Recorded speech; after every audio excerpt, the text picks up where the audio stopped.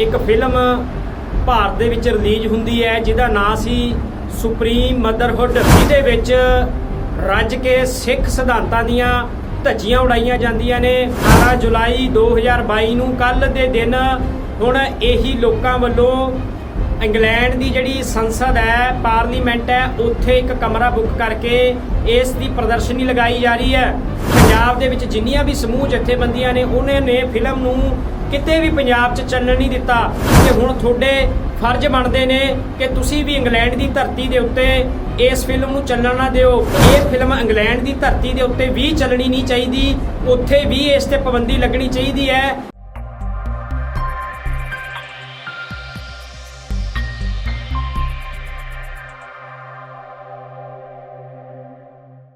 ਵਾਹਿਗੁਰੂ ਜੀ ਕਾ ਖਾਲਸਾ, ਵਾਹਿਗੁਰੂ ਜੀ ਕੀ ਫਤਿਹ। ਕੁਝ ਦਿਨ ਪਹਿਲਾਂ ਇੱਕ ਫਿਲਮ ਭਾਰਤ ਦੇ ਵਿੱਚ ਰਿਲੀਜ਼ ਹੁੰਦੀ ਹੈ ਜਿਹਦਾ ਨਾਂ ਸੀ ਸੁਪਰੀਮ ਮਦਰਹੁੱਡ, ਜਿਹਦੇ ਵਿੱਚ ਰੱਜ ਕੇ ਸਿੱਖ ਸਿਧਾਂਤਾਂ ਦੀਆਂ ਧੱਜੀਆਂ ਉਡਾਈਆਂ ਜਾਂਦੀਆਂ ਨੇ। ਉੱਥੇ ਮਾਤਾ ਸਾਹਿਬ ਕੌਰ ਜੀ ਨੂੰ ਤੇ ਗੁਰੂ ਪਰਿਵਾਰ ਨੂੰ ਕਾਰਟੂਨ ਰੂਪ ਦੇ ਵਿੱਚ ਦਿਖਾਇਆ ਜਾਂਦਾ। ਜਿਵੇਂ ਕਿ ਤੁਹਾਨੂੰ ਪਤਾ ਕਿ ਸਾਡੇ ਜਿਹੜੇ ਸਿੱਖ ਸਿਧਾਂਤਾਂ ਦੇ ਮੁਤਾਬਕ ਅਸੀਂ ਜਿਹੜੀ ਫਿਲਮਾਂ ਨੇ ਗੁਰੂ ਰੂਪ ਤੇ ਜਦੋਂ ਬਣਾਉਣੀਆਂ ਨੇ, ਉੱਥੇ ਤੁਸੀਂ ਨਾ ਤੇ ਬਿੰਬ ਰੂਪ 'ਚ ਦਿਖਾ ਸਕਦੇ ਹੋ, ਨਾ ਤੇ ਉੱਥੇ ਕਾਰਟੂਨ ਰੂਪ 'ਚ ਦਿਖਾ ਸਕਦੇ ਹੋ, ਨਾ ਹੀ ਉੱਥੇ ਤੁਸੀਂ ਕਿਸੇ ਹੋਰ ਤਰੀਕੇ ਦੇ ਨਾਲ ਗੁਰੂ ਰੂਪ ਨੂੰ, ਗੁਰੂ ਪਰਿਵਾਰ ਨੂੰ ਦਿਖਾ ਸਕਦੇ ਹੋ। ਇਸ ਗੱਲ ਦੇ ਉੱਤੇ ਸਿੱਖ ਸਿਧਾਂਤਾਂ ਦੀ ਸਖਤ ਮਨਾਹੀ ਹੈ। ਸ਼੍ਰੀ ਅਕਾਲ ਤਖਤ ਸਾਹਿਬ ਦੇ ਵੱਲੋਂ ਸਖਤ ਪਾਬੰਦੀਆਂ ਨੇ ਇਸ ਤਰ੍ਹਾਂ ਦਾ, ਕਿਉਂਕਿ ਪਹਿਲਾਂ ਨਾਨਕ ਸ਼ਾਹ ਫਕੀਰ ਫਿਲਮ ਬਣੀ ਸੀ ਜਿੱਥੇ ਗੁਰੂ ਨਾਨਕ ਸਾਹਿਬ ਤੇ ਹੋਰ ਸਾਡੇ ਗੁਰੂਆਂ ਦਾ ਮਜ਼ਾਕ ਉਡਾਉਣ ਦੀ ਕੋਸ਼ਿਸ਼ ਕੀਤੀ ਗਈ ਸੀ। ਉਸੇ ਤਰੀਕੇ ਦੇ ਨਾਲ ਆ ਫਿਲਮ ਵੀ ਰਿਲੀਜ਼ ਕੀਤੀ ਜਾਂਦੀ ਹੈ ਕੁਝ 3 ਮਹੀਨੇ ਪਹਿਲਾਂ, ਤੇ ਉਸ ਸਮੇਂ ਜਥੇਦਾਰ ਸ਼੍ਰੀ ਅਕਾਲ ਤਖਤ ਸਾਹਿਬ ਜਥੇਦਾਰ ਜਗਤਾਰ ਸਿੰਘ ਹਵਾਰਾ ਦਾ ਸੰਦੇਸ਼ ਆਉਂਦਾ ਕੌਮ ਦੇ ਨਾਂ ਕਿ ਇਹ ਪੰਜਾਬ ਦੇ ਵਿੱਚ ਕਿਸੇ ਵੀ ਸਿਨੇਮੇ ਦੇ ਵਿੱਚ ਚੱਲਣ ਨਹੀਂ ਦਿੱਤੀ ਜਾਵੇਗੀ, ਜਿਹਦਾ ਅਕਾਲ ਯੂਥ ਵੱਲੋਂ ਸ਼੍ਰੀ ਅਕਾਲ ਤਖਤ ਸਾਹਿਬ ਦੇ ਸਕੱਤਰੇਤ ਵਿਖੇ ਸੰਦੇਸ਼ ਵੀ ਪੜ੍ਹਿਆ ਜਾਂਦਾ ਜਥੇਦਾਰ ਸਾਹਿਬ ਦਾ ਇਸ ਫਿਲਮ ਦੇ ਵਿਰੋਧ 'ਚ। ਤੇ ਅਗਲੇ ਦਿਨ ਪੂਰੇ ਪੰਜਾਬ 'ਚ ਪੰਜਾਬ ਸਰਕਾਰ ਵੱਲੋਂ ਕਿਸੇ ਵੀ ਸਿਨੇਮੇ ਘਰ ਨੂੰ ਇਸ ਗੱਲ ਦੀ ਇਜਾਜ਼ਤ ਨਹੀਂ ਦਿੱਤੀ ਗਈ ਕਿ ਉਹ ਫਿਲਮ ਲਗਾ ਸਕੇ। ਪਰ ਚੰਡੀਗੜ੍ਹ ਦੇ ਵਿੱਚ ਇਹ ਫਿਲਮ ਲੱਗੀ ਸੀ, ਜਿਹਨੂੰ ਅਕਾਲ ਯੂਥ ਵੱਲੋਂ ਸਵੇਰੇ ਜਾ ਕੇ 10 ਵਜੇ ਬੰਦ ਕਰਵਾਇਆ ਗਿਆ ਸੀ। ਪੰਜਾਬ ਤੇ ਭਾਰਤ ਦੇ ਵਿੱਚ ਤਕਰੀਬਨ ਪਾਬੰਦੀਆਂ ਰਹੀਆਂ ਨੇ ਇਸ ਫਿਲਮ ਤੇ। ਸਮੂਹ ਪੰਜਾਬ ਦੀ ਸਿੱਖ ਸੰਗਤ ਨੇ ਵਿਰੋਧ ਕੀਤਾ, ਸਮੂਹ ਸਿੱਖ ਜਥੇਬੰਦੀਆਂ ਨੇ ਵਿਰੋਧ ਕੀਤਾ, ਸ਼੍ਰੋਮਣੀ ਗੁਰਦੁਆਰਾ ਪ੍ਰਬੰਧਕ ਕਮੇਟੀ ਨੇ ਵੀ ਇਸ ਫਿਲਮ ਤੇ ਇਤਰਾਜ਼ ਜਤਾਇਆ। ਇਸ ਫਿਲਮ ਨੂੰ NOC ਦੇਣ ਤੇ ਮਨਾਹੀ ਕੀਤੀ ਸੀ। ਪਰ ਹੁਣ ਜਿਹੜੀਆਂ ਪੰਥ ਵਿਰੋਧੀ ਤਾਕਤਾਂ ਨੇ ਉਹ ਨਾਗਪੁਰ ਤੋਂ ਏਜੰਡੇ ਲੈ ਕੇ ਆਪਣੇ ਕੰਮ ਕਰਨ ਲੱਗੀਆਂ ਨੇ।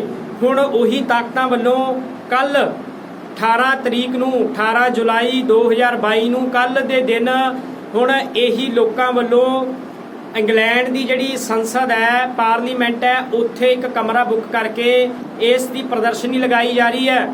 ਸੋ ਮੈਂ ਹੁਣ ਇੰਗਲੈਂਡ ਦੀ ਸਿੱਖ ਸੰਗਤ ਨੂੰ ਬੇਨਤੀ ਕਰਾਂਗਾ ਕਿ ਤੁਸੀਂ ਜਥੇਦਾਰ ਜਗਤਾਰ ਸਿੰਘ ਹਵਾਰਾ ਸਾਹਿਬ ਦਾ ਜਿਹੜਾ ਸੰਦੇਸ਼ ਕੌਮ ਦੇ ਨਾਂ ਜਾਰੀ ਹੋਇਆ ਸੀ ਉਹਨੂੰ ਅਸੀਂ ਲਾਗੂ ਕਰਾਉਣਾ, ਤੇ ਪੰਜਾਬ ਦੇ ਵਿੱਚ ਜਿੰਨੀਆਂ ਵੀ ਸਮੂਹ ਜਥੇਬੰਦੀਆਂ ਨੇ ਉਹਨਾਂ ਨੇ ਫਿਲਮ ਨੂੰ ਕਿਤੇ ਵੀ ਪੰਜਾਬ 'ਚ ਚੱਲਣ ਨਹੀਂ ਦਿੱਤਾ।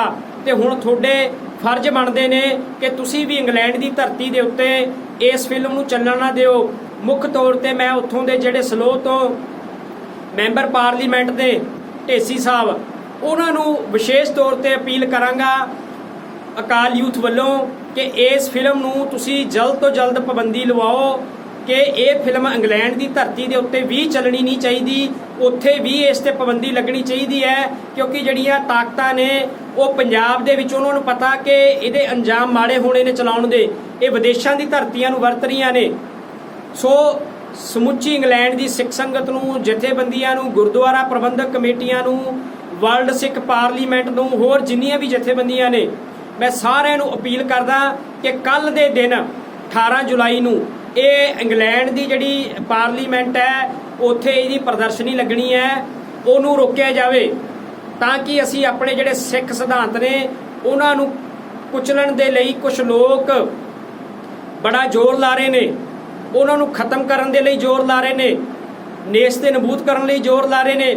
ਉਹਨਾਂ ਦੇ ਮਨਸੂਬੇ ਅਸੀਂ ਬਿਲਕੁਲ ਵੀ ਕਿਸੇ ਵੀ ਕੀਮਤ ਦੇ ਉੱਤੇ ਉਹਨਾਂ ਨੂੰ ਕਾਮਯਾਬ ਨਹੀਂ ਹੋਣ ਦੇਣਾ। ਸਾਡੀ ਇਹ ਵੀਡੀਓ ਜ਼ਰੂਰ मतलब इंग्लैंड की संगत तक पहुँचा दिओ, शेयर कर दिओ ताकि सवेर होने तक वो फिल्म के उत्ते पाबंदी लग जाए।